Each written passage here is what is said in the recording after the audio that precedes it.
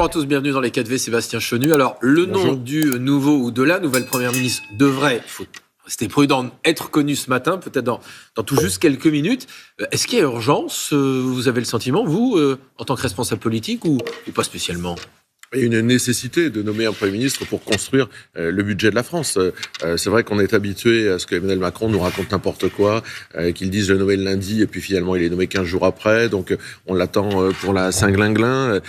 Mais la réalité, c'est qu'Emmanuel Macron doit se rendre compte qu'il faut maintenant que nous puissions, nous les parlementaires, construire un budget qui soit adapté à la situation, parce que la situation du pays, nous la connaissons. Elle est d'abord de la responsabilité d'Emmanuel Macron, de Bruno Le Maire, de Gabriel Attal, mais le prix du gaz augmente, le prix du timbre augmente. Ce matin, je lisais que l'OFCE disait que que la France est championne du nombre de sans-abri, et d'un autre côté, on double le nombre de logements pour les demandeurs d'asile. Donc il y a des vrais problèmes dans notre pays, il faut les traiter. Il faut pour cela un Premier ministre. Est-ce que le nom ou l'origine politique de ce ou de cette future Premier ministre changera quelque chose pour vous au Rassemblement national ou pas du tout ? C'est la ligne politique. Si c'est pour reproduire le budget de Michel Barnier, si c'est pour nommer le frère de Michel Barnier, ou Michel Barnier en plus jeune, en plus vieux ou en femme, ça aura les mêmes conséquences.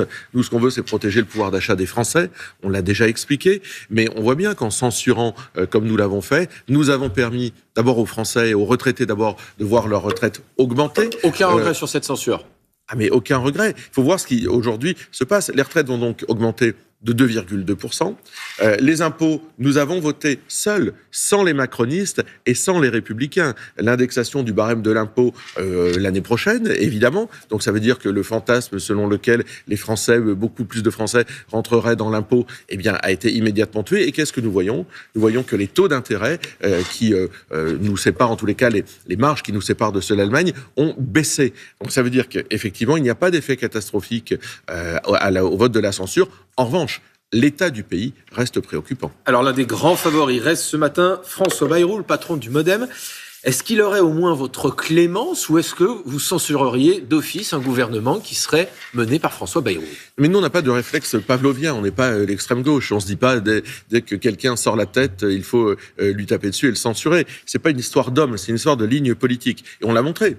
Quand Michel Barnier est arrivé, il a fait son discours politique général, on ne l'a pas censuré, on lui a laissé construire un discours.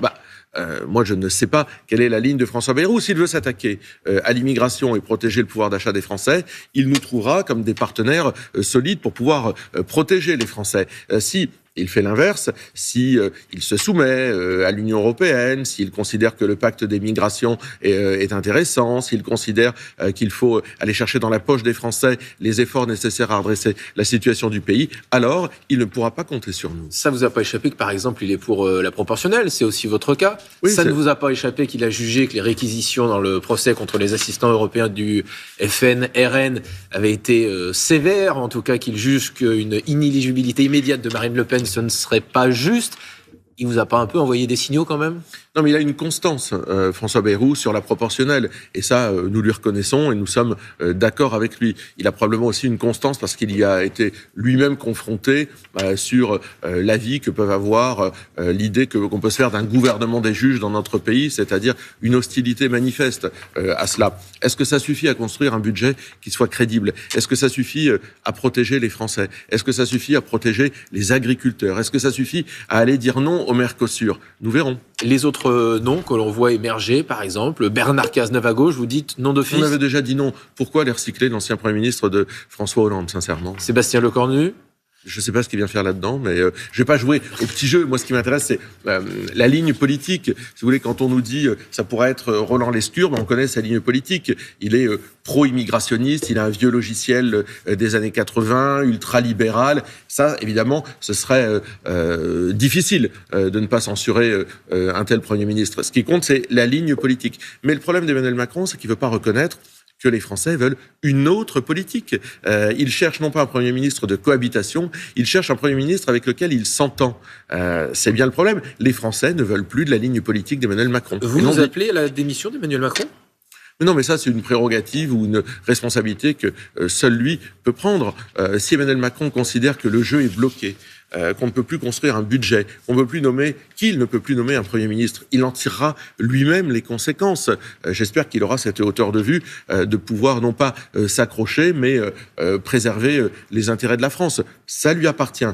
Nous, ce qui nous appartient, c'est construire et protéger les Français. On l'a fait, je le dis aujourd'hui, on l'a fait d'ailleurs en votant l'indexation du barème de l'impôt hier, et on était bien les seuls. Viendra ensuite la question de la composition d'un nouveau gouvernement. Ça peut aussi prendre quelques jours, voire parfois, on l'a vu, quelques semaines. Là aussi, est-ce qu'il y a des lignes rouges de la part du Rassemblement national ? On sait que sur certains noms, précédemment, vous aviez dit s'il y a tel nom, on censurera le gouvernement. C'est sûr qu'un gouvernement qui comporterait des membres du nouveau Front populaire, des gens venus de gauche pour appliquer un programme de gauche... Quels qu'ils soient, socialistes, écologistes et LFI ? En tous les cas, s'ils veulent appliquer leur programme de gauche, oui, on s'y opposera. Je pense aussi qu'il faut, à un moment aussi, revoir le périmètre du gouvernement. C'est pas une ligne rouge en tant que telle, mais arrêtons avec les gouvernements. Il y avait 42 ministres. Je pense que aucun Français n'a pu les identifier dans les 3 mois qui ont précédé. Faisons des choses un peu rationnelles, travaillons au bénéfice des Français et que ces premiers ministres arrêtent de se faire plaisir. Le président de la République a reçu les différentes forces politiques ces derniers jours, à l'exception de la France Insoumise et du Rassemblement National. Est-ce que vous souhaitez, dans les prochains jours, quand le Premier ministre sera connu, à l'inverse, qu'il vous reçoive, le Rassemblement National ?